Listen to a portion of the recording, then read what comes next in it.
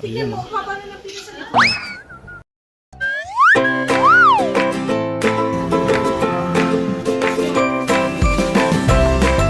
A broken hearted. John Potter.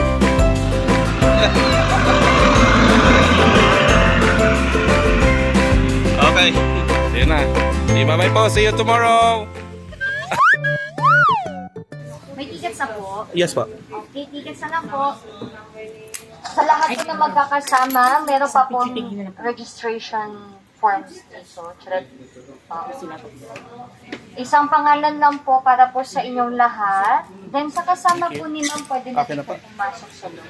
Pantay na po ng tour guide po sa loob. May guide po kayo. 3:30 po. Ay, 3:45 po each time. Thank you. Good afternoon mga ka-joining. So, nandito kami sa Crocodile Park with my guest from where are you from, sir? Italy po. Italy and from Quezon City. Alright, si Ma'am Sara and Adrian. Adrian. Okay. Ayan. So, nandito kami sa Crocodile Park. On the spot yung tour namin dahil na-cancel yung tour nila sa Lido at bumaba na lang sila sa Puerto Princesa. So, nandito kami sa Crocodile Park. Ito yung pinaka first stop nila para dito sa kanilang city tour. Ayan, samahan natin sa guys. So guys, samahan nyo kami mamasyal dito sa Crocodile Park. Actually, hindi lang crocodile yung makikita nyo dito. Diba nyo naman.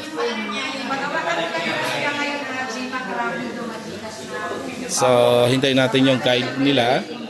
Then after yan, pupunta tayo doon sa area. Good afternoon and good morning. Welcome sa Palawan Mountain Rescue and Conservation Center. Ito po ay dating nila sa tawag ng Crocodile Mountains. So ito po si Rio. So siya ay male smoke water crocodile from Vietnam, southern part ng Palawan. 17 by 6 feet ang haba, which is 1 meter longer sa Sea Dolong. Dolong is 1.8 feet at naka-display po ang skeleton sa National Museum. Siya po is from Abu Salas, Mindanao, Panginoon. Nariyer, Palawan. Okay?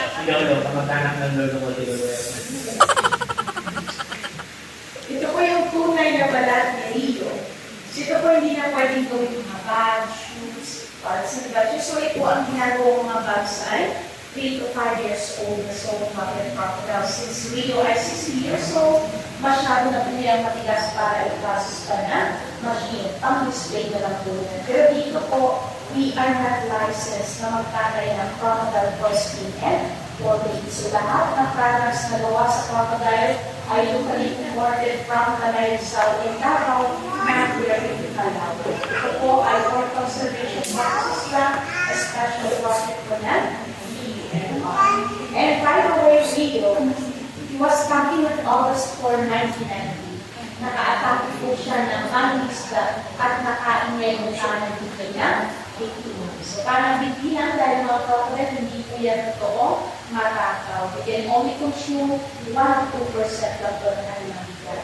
So hindi po totoo na kaya nila kumain na isang buong tao. Misconception po yan sa mga crocodiles. Mamaya makikita ninyo, same size with the skeleton that is still there ng mga crocodiles. And later on din po, you will have the opportunity na maka-experience magpa-picture karga-karga ang crocodiles. Expressions for head ambitions na po niya sa inyong mga cellphone or camera sa mga gusto ko rin makapil. Madadaanan niyo po ang Zoto Business. Before you proceed to the live crocodiles, paalala po kahit na maliliit lang ang mga baby crocodiles, kaya nilang tumalon at makaputol ng talili. Huwag ilalagay ang kamay at magtingin na. You can take pictures, paki-turn off lang po ang flash ng camera and minimize your voice to minimize the basura yung crocodiles. At kapag nasa kulungan ng malalaking crocodiles, inata ng gamit dalawang malala dahil hindi po ako sigurado kung maulit ang pagkulit. Okay? Let's proceed to the live process.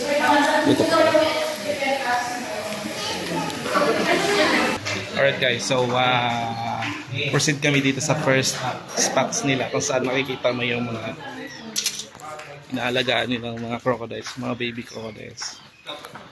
Ayan. So ngayon na naman tayo nakabalik kasi dito. Ano, ang ganda ni ma'am, no? Ayan.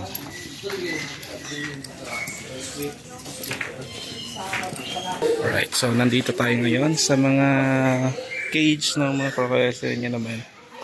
Ito po. Ayan. So, classification by size of saltwater crocodile. Crocodilosporosus. Alright. Okay.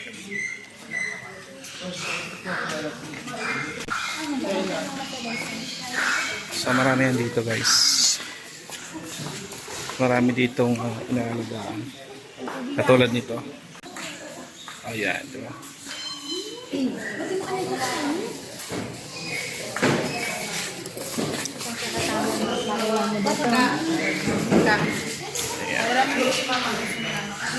Mga ganyan kalalaki lang po yung kinakatay nila sa sa Davao, mga baby.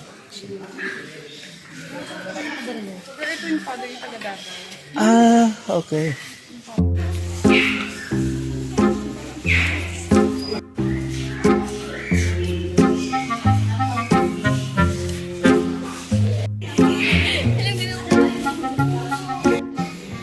So after natin dito sa area na to, doon tayo sa susunod na spot kung saan makikita nyo naman yung mga malalaking buhaya.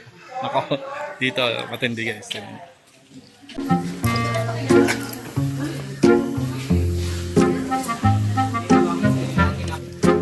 Doon po tayo malapit sa guide ninyo para na-explain niya. Saan ba siya? Ay, nandun pa.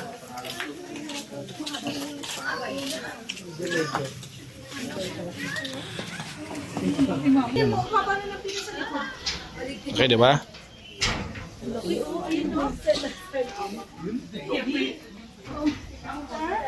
Baliktad mami yung gusto yung ano ni Dea. Hintayin mo natin yung guide niyo, ma'am.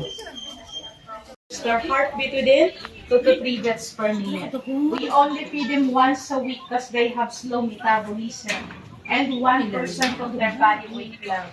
Like for example, if he is 500 kilograms, just 5 kilograms of meat. So imagine kung gaano sila kalipid.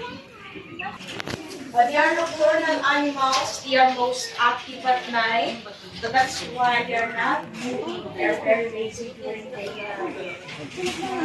So lahat ng maliliit na yan, sila ay around 5 to 7 years old. Water crocodile or baby crocodile. Then sa Pilipinas, critically endangered bawal. Only saltwater crocodiles can be commercialized, pero licensed farm lang ang Che, bata chok.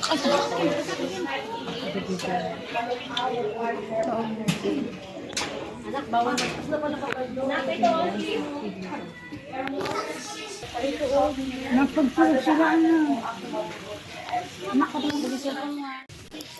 So tapos na yung aming tour doon. Dito naman tayo sa mga malaking sawa.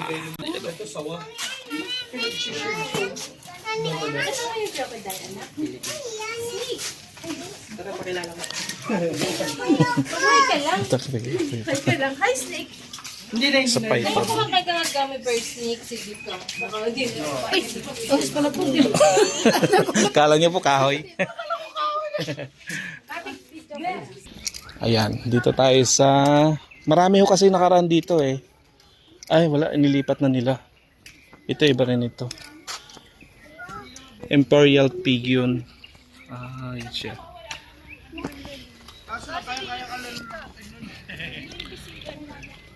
Ayan.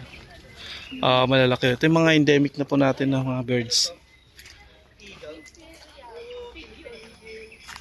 Ayan, Imperial Pig yun. Layon doon, ng layon doon kay... Parang galit siya. Kay Tomas Tanner. Wala, babalik na kayo? Ayan ang Palawan Birdcat. Ay, yung Birdcat. Yan, wildcat. Wildcat. Dito na siya sa wildcat. Wildcat na siya. So yung kaibahan niya, mahaba yung aso niya. Naglalako niya. So, tapos na tayo mag-ikot. Dito naman tayo sa isang attraction nila kung saan nahawakan mo naman yung maliit na crocodile. Ayan. Ayos mo yung necklace mo. Lagyan mo sa center yung... Ay, gawin tayo sa necklace niya. Pa-center lang ng ulit. Alright. Alright. 1, 2, 3, smile. Nanginig ka? Taas mo konti. 1, 2, 3, smile. 1, 2, 3, smile. Magkano? Magkano? Ayaw mo pa yan. Alright. Ayan. Dalawa na kami. Wait lang. Dalawa muna kami. Then, 1, 2, 3, smile. Ito ba? sumwa. Pasok. 1, 2, 3, smile. Ayun, nakatipo.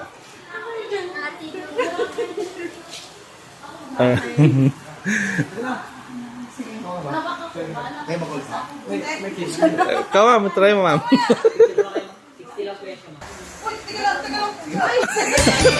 Oh no! Iyay! Kung hindi ka gumalaw, hindi siya gagalaw. Dati pa muna.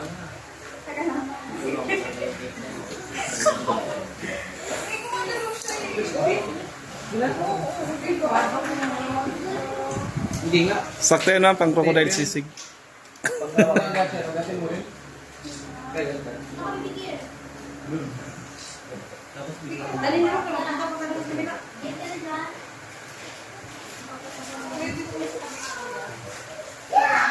One, two, three, smile. Welcome po Alright. Nakasurvive ba? Pinagpapawisan si ma'am. Ayan, tapos na. Maganda experience yan, ma'am. Yung before kasi, yung snake, hindi ko kinaya kasi ang lamig niya. Tapos, Ay, nararamdaman niyang takot ka, mas lalo siya nagtitrigger. Sabi ko siya, kaya oras baka katulad siya ng snake. Yeah. Ano siya, para siyang balat ng aso, yung sa ilalim. Pero hindi natatakot talaga, lalo na gumalaw siya.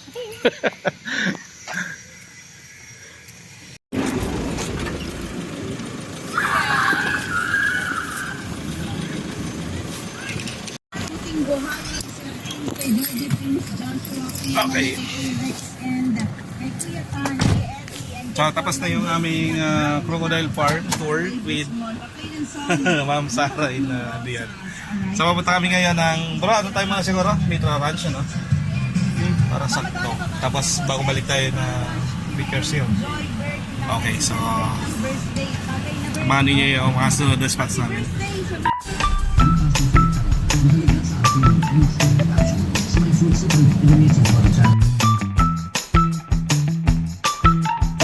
So, nandito na tayo ngayon sa Mitra Ranch. Nandito tayo sa loob, guys. Ayan. Pakita ko sa inyo. Ayan. So, ito yung loob. At pag lumabas kayo, ito yung makikita nyo yung magandang view dito sa Puerto Princesa. Ayan o. And, syempre, kapag umakit kayo dito sa taas, entrance way na 20 pesos, guys. Okay. So, yun yung mga guests natin. Tama natin. Pwede yan, walang nakalagay na bawal. Dito ka lang. Be careful lang huwag ka magpabigat masyado. Yung may Okay. So, isa sa mga activity dito sa Mitra Ranch, guys, yung horseback ride. Yan. Kuya, baka masipak. Ikot daw siya. Pwede raw po. Pa-rides daw pa si kuya. Pag-rides ko 200 pa. 200 daw pag rides. Pag picture-picture lang. Donation lang po. Donation lang. Donation lang. Walang Ano po specific. yung rides? 200. Paano daw siya akyat? No problema sa kakakit ah. Okay, okay. Ayan, dito ho tayo.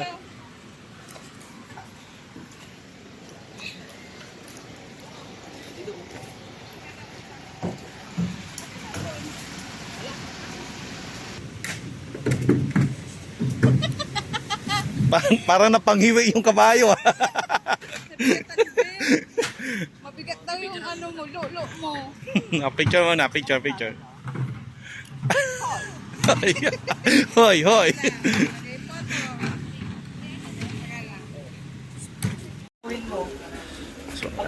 So guys, maraming namamasyal dito sa Pito Ranch. Ayan o. At kung mapapasin ninyo, napakaraming tao guys. So, diba? Okay. So yung mga guest natin nandun. Tinan nyo. Ayun o. Nagra-ride na. Para sanay na sanay eh.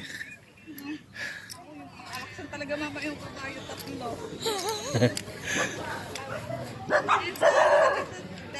Galit na galit yung aso. Diba? Yan yung mga rides na experience na dito. Pero aside dito, may slide pa dito guys. Slide, zipline in the canopy. Yan. Okay.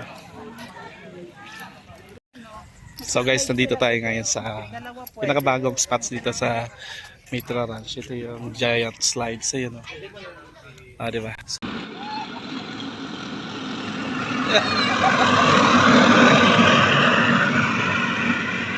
Okay. So guys, tapos na yung tour namin. At nandito kami ngayon sa Puerto Princesa Baywalk with Ma'am Sarah. Parang napagod ba kayo? Hindi. Sa biyahe? Enjoy! Nag-enjoy. So, kamusta experience ma'am sa El Nido? Sobrang saya. Though medyo may mga hindi kami na sa expectation namin sa tour kasi due to bad weather. Pero okay, napamahal na ako sa Palawan. Oh, di ba? Eh, ate yan. How Okay about lang. you? Kasi from Italy kasi ito siya eh. So, okay lang din. Have a six. Okay lang din. Dito na namin tatapusin yung aming vlog with my new artist. So, bye-bye na. Thank you very much. Bye-bye.